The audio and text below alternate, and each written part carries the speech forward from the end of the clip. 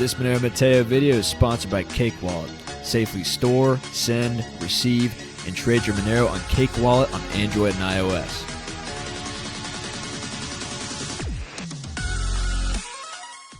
Alright guys, Monero Matteo, welcome back to the channel. A couple of you guys have reached out to me to talk about China, and we're going to do that. It looks like they could be blessing us with another contagion. Isn't that wonderful? We love China, don't we? Except this isn't going to be Kung Flu. It's going to maybe be some real financial Kung Fu, and it could be problematic. So let's go ahead and dig into this because there's a lot going on with this. And this could have pretty broad implications for the entire world if this really gets out of control.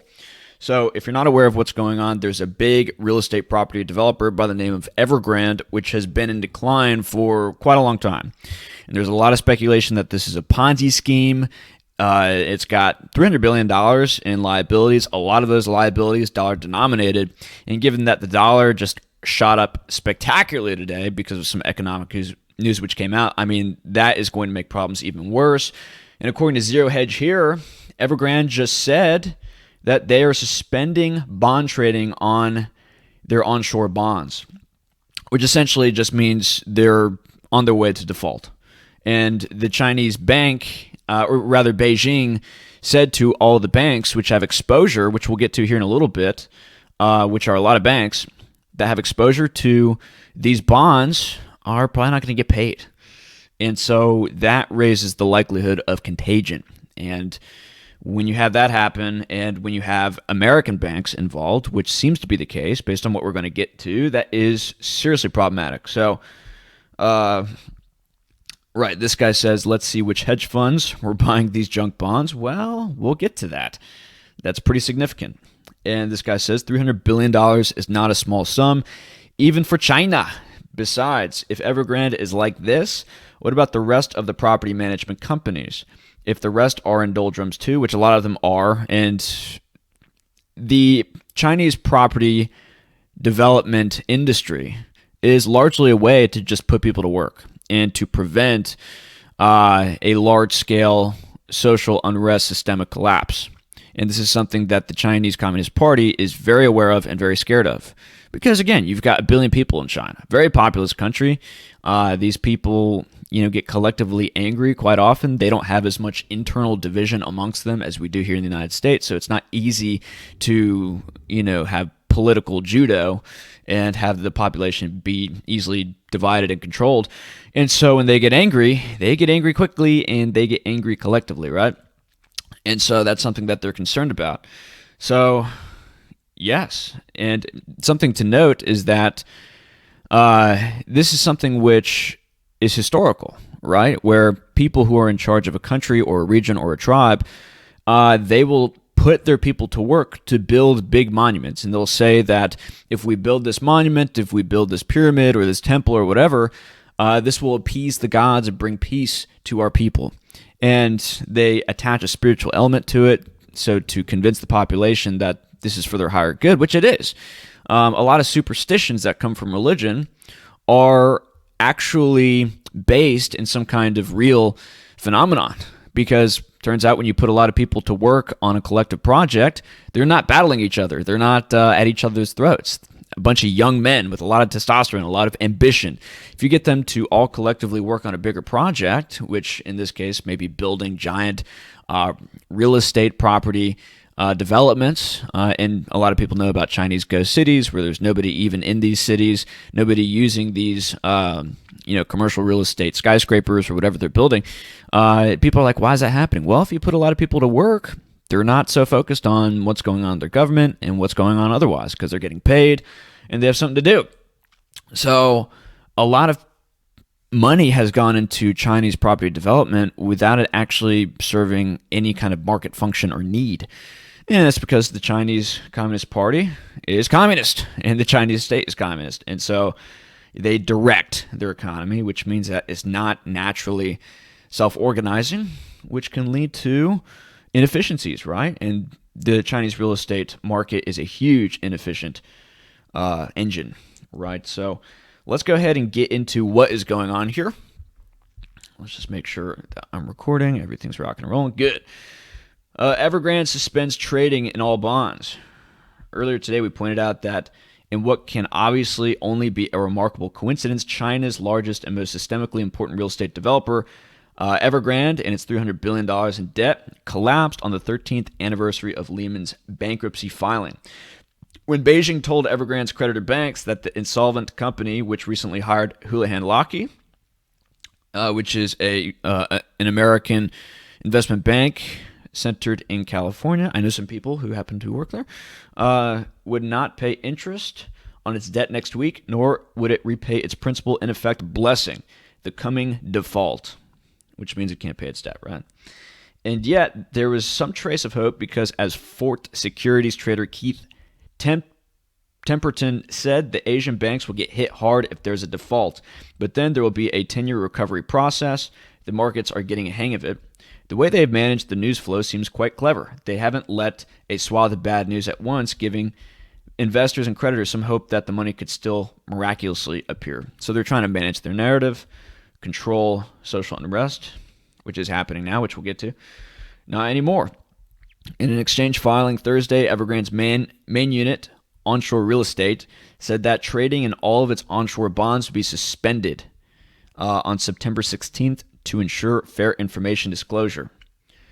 Right. So that is seriously problematic. And this is funny. The press release ends with a hilarious, investors are kindly requesting to pay attention to investment risks. Well, we can be sure that they're paying attention now. Right. Yes, and they go into the technicals here of some things going on. And so just look at this chart, guys. It does not look good. That's kind of in alignment with what you hear about going broke. Yeah, it happens slowly at first and then all at once. So you see that little drop right there. Big drop, actually. So, yeah, they're going broke. And when you go into default, the equity is worthless, right? So because you got to pay the creditors. Meanwhile, as the book on Evergrande's story closes, the company's imminent default and sudden collapse in China's property market, which, as we noted last night, saw a 90% crash in land sale values in August, have led to a dire outlook for the nation's developers and their creditors.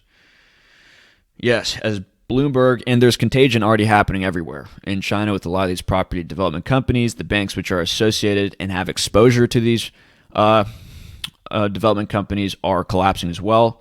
So contagion's starting to happen. And as Bloomberg's Richard Frost writes, Country Garden, the nation's largest developer by sales, plunged 16% in the last 2 days, while Gemdale slumped 12% as a gauge of property shares, and Shanghai tumbled almost 5% in the period, with valuations firmly below book value. Following the news, Guangzhou RF properties dropped 10.8%, the lowest since December 2008. 2008, does that ring a bell? While Greentown, China, 9.1%. At this point, one can safely call it a crisis.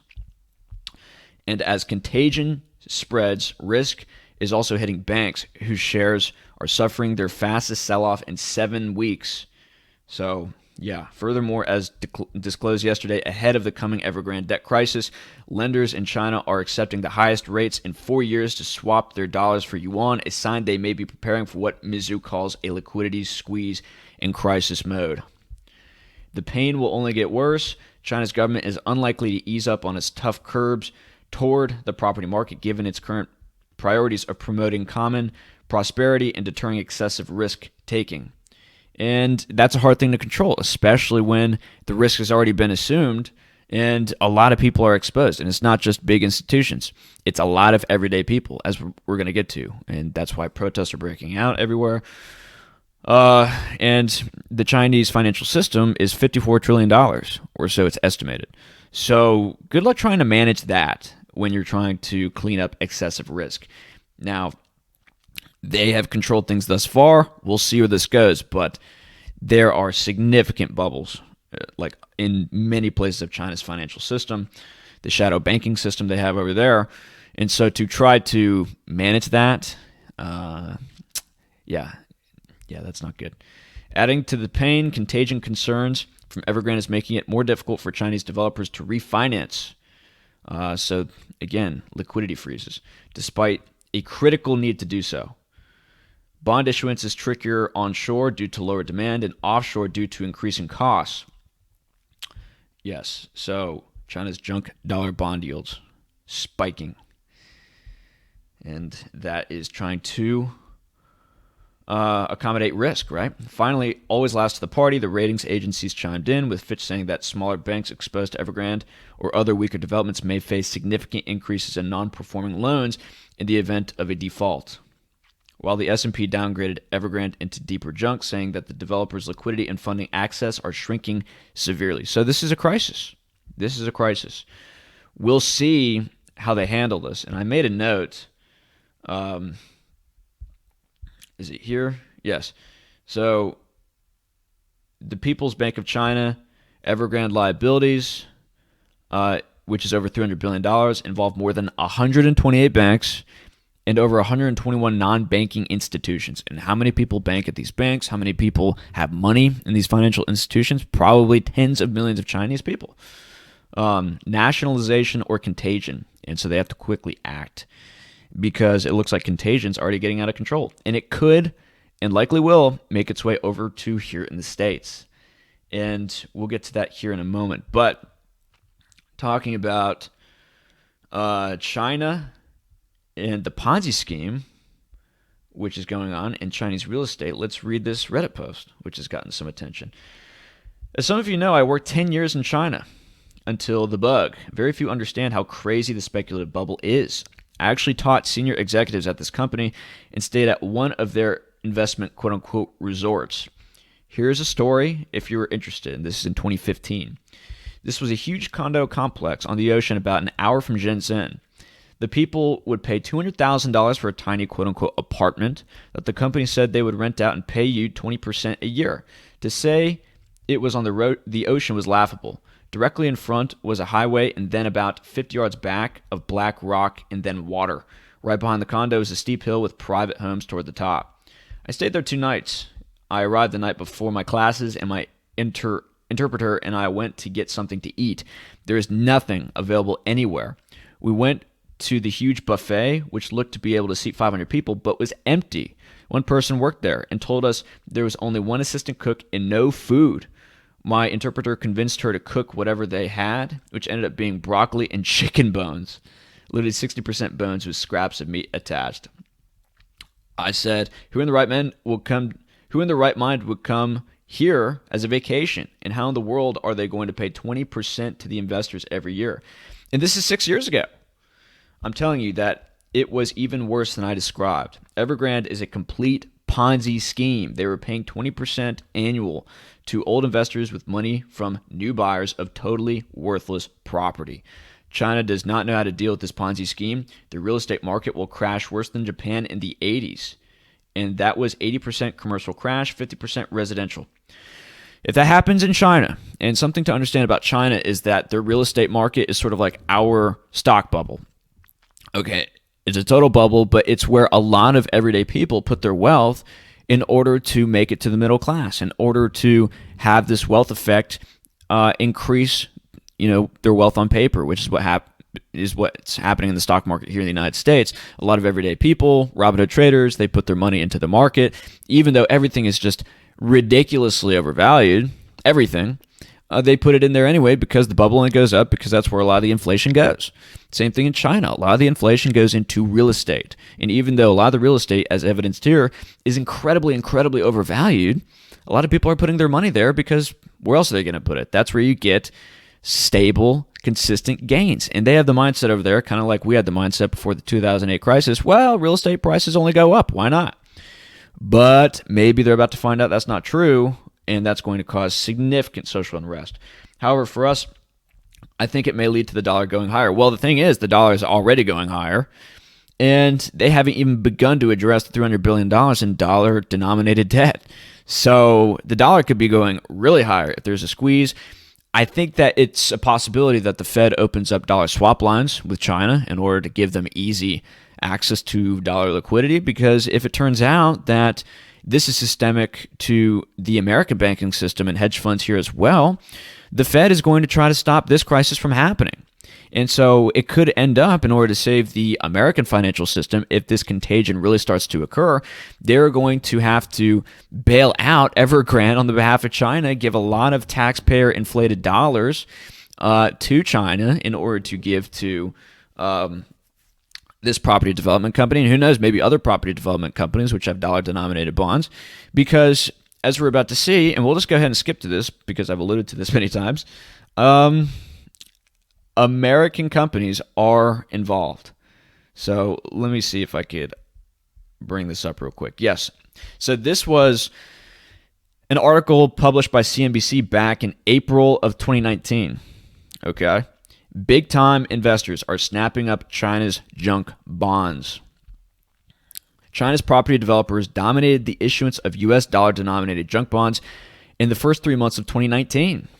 In a sign of greater risk appetite by investors this year, and a lot of people are yield-starved because inflation is kind of eating up a lot of the real yield that people, the nominal yield that people are getting, and so real yield is going down, so people are taking ever more risk. As is evidenced here, people are getting into Chinese junk bonds, right? Many high-yield bonds issued by Chinese developers in the first quarter come with longer maturities. BlackRock, PIMCO, UBS are among investors who say high-yield bonds by Chinese property developers are an attractive investment. Yeah. And these are big hedge funds and banks. Global investors are snapping up high-risk bonds in Asia, especially those offered by Chinese property developers. Bigger bets, those debt securities known as high-yield or junk bonds fell out of favor for much of last year amid escalating tariffs. Yes, so you could read into that. A lot of U.S. exposure to this stuff. Now, who knows if this changed in the last couple of years. Maybe they saw this coming, but yeah, so big institutions getting involved in this stuff, and I imagine other big banks have exposure to this as well, given our yield-starved environment. So yeah, and it's only getting worse, guys. So look at this. China's nightmare Evergrande scenario is an uncontrolled crash. China junk bond yields are at highest since March 2020. Remember what happened back then. As concern is mounting over the troubled developers' fate, Beijing faces pressure to intervene amid signs of contagion. Yes, and contagion is starting to happen. And by the way, if it turns out that this is like the new 2008 financial crisis, where you have a lot of these junk bonds, these Chinese junk bonds, and maybe they're like, who knows, CDOs on top of these junk bonds, right? Packaged securities of these junk bonds sold to other investors. Big contagion possibilities there. Hope to God that didn't happen. But if a lot of these big banks and these big financial institutions here in the U.S. still have a lot of these bonds and they're not going to get anything, and that has significant implications for their balance sheets and for their solvency, well, the Fed's going to have to step in, and they're going to have to perhaps buy those bonds, which is why I was making a tweet about this the other day. I'm like, who wrote this script? I mean, because the Fed had to buy up a lot of the mortgage-backed securities, which were infecting a lot of balance sheets across the world, specifically the U.S., in order to get that trash off of the balance sheet and to liquefy the balance sheet of a lot of these important, systemically important financial institutions. And so maybe the same thing happens where maybe the Fed steps in and starts buying Chinese junk bonds from these big financial institutions. Now, how crazy would that be?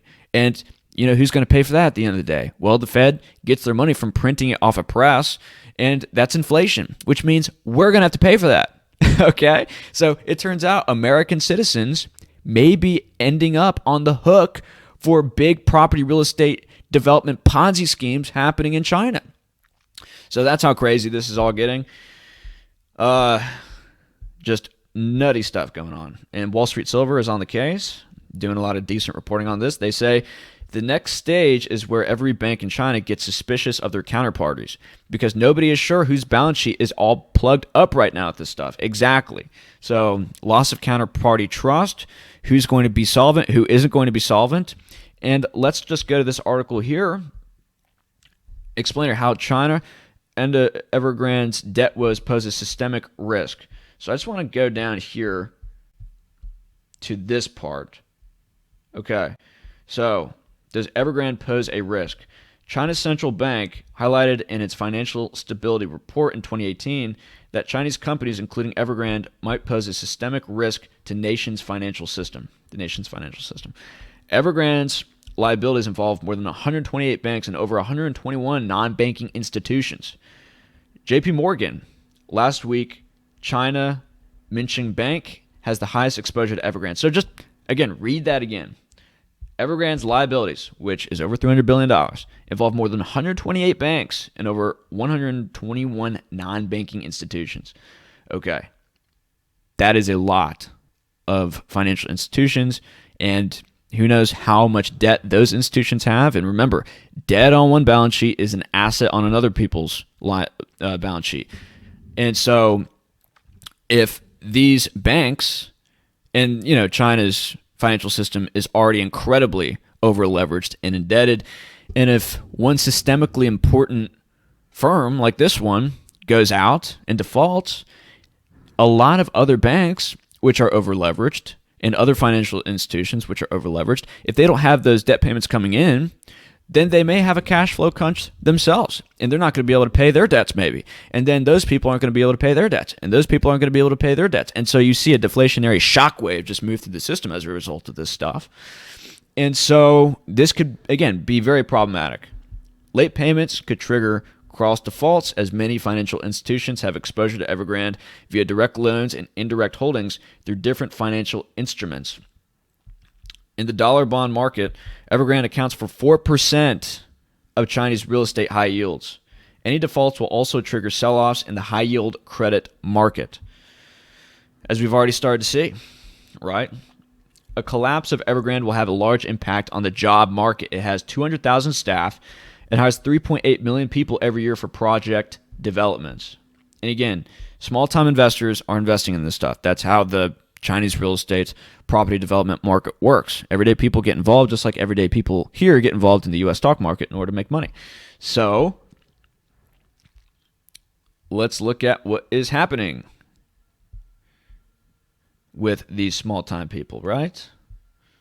This is from the Asia Times, or the China Morning Post, excuse me. They're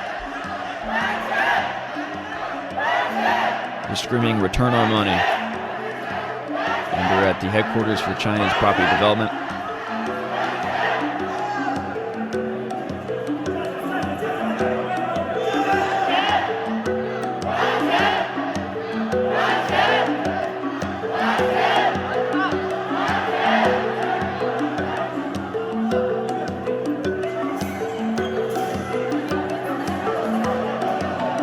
Yeah, so now they're going into default.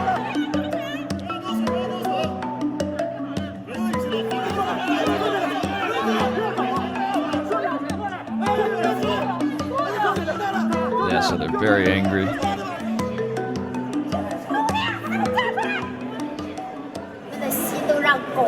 I'm going to translate your conscience. Do you think it's easy for us ordinary people to earn money? Question mark. We sold everything we had, both of our flats, so that we could buy property with Evergrande because you were one of the world's top 500 companies. And she says, if they don't give my money back, then I'll jump off a tall building. Okay, that's key. Because that's very visual. Like, everyone will see that, and that'll enrage the population more. And stuff like this has led to social unrest for centuries, right? People committing suicide in public. Dang it, I don't think I can say that. People self-deleting, okay, I guess we should say, in public. Very problematic stuff for the regime, right?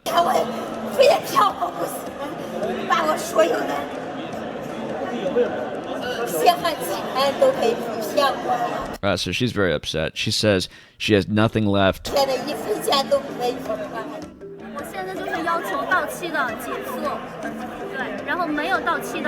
And so all these people want their money back. They're probably not going to get it, especially if they had equity in a bankruptcy. People with equity, people with stock, get nothing. A lot of it goes to the creditors first. So that's something to note. All right. So I think one more article.